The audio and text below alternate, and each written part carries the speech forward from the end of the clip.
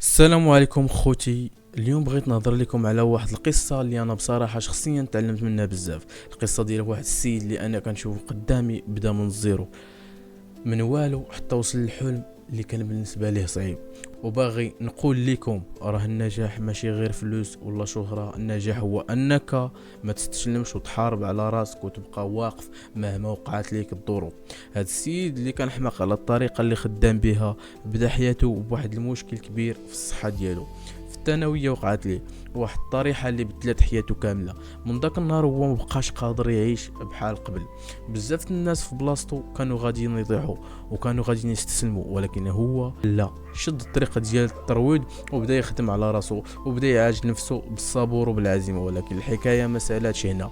ملي بدا يفيق بدا يشوف في راسو طاقه، قال علاش ما نستعملش هذه الطاقه في شي حاجه جديده. وهنا بدا كيدير الفيديوهات، ما بداش بشي حاجه كبيره ولا فلوس ولا دعم، بدا برياكشن بسيط، كاميرا، تليفون وجرأة. الاجمل في القصه انه ما عمرو بكى للناس باش يتعاطفوا عليه، ماشي من النوع اللي كيبين راسو مسكين قدام الكاميرا، بالعكس كان كيبين شخصيته قويه وكيضحك وكيتفاعل وكيعطي قيمه بلا ما يطلب. وهذه عنده اكبر حاجه اللي خلات بنادم يتابعه. اليوم الحمد لله وصل 400 الف متابع في الفيسبوك و40 الف في يوتيوب. وهذه ما جاتش بالسهل، وهذه جات بالاستمراريه، بالنيه، بالثقه في راسو. انا بصراحه كنشوف في راسو واحد المحارب، واحد الانسان اللي راضي بالمكتوب، ماشي ساخط على الحياه.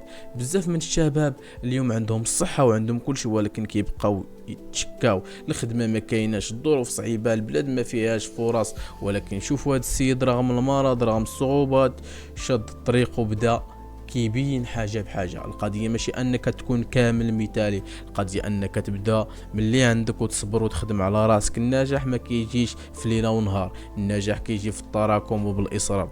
وخنقول لكم اليوم بصراحه انا شخصيا شفت في راسو واحد النموذج اللي كيحفزني، واخا كنكون عيان ولا محبط كنقول الا هو قدر يديرها من والو، علاش انا لا. الرساله اللي بغيت نوصل لكم اليوم هي بسيطه. ماشي مهم الظروف اللي تولدتي فيها، ماشي مهم المشكل اللي طاح عليك، المهم هو كيفاش غادي توقف من بعد. كل واحد فينا عنده معركة خاصة، ولكن اللي كيربح هو اللي ما كيستسلمش. تحية كبيرة لهذا السيد المحارب، والله يوفقك والله يزيدك القدام.